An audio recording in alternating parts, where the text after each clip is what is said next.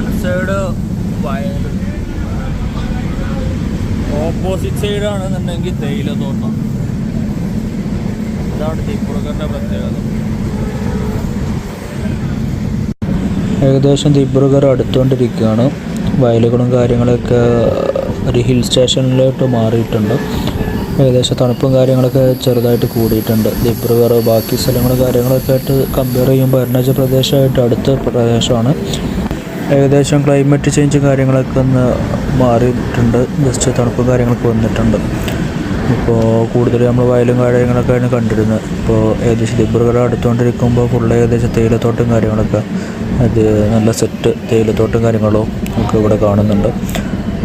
മൊത്തത്തിൽ പഴയ തേയിലത്തോട്ടങ്ങളാണ്. മീൻസ് ബ്രിട്ടീഷുകാരുടെ കാലത്ത് തന്നെ ഉണ്ടാക്കിയ തേയിലത്തോട്ടമാണ്. ആസാം മെയിനായിട്ട് അറിയപ്പെടുന്നത് ആസാം ടീ എന്ന് വെച്ചാൽ ആസാം ചായക്ക് നല്ല പേരുകേട്ട സ്ഥലം.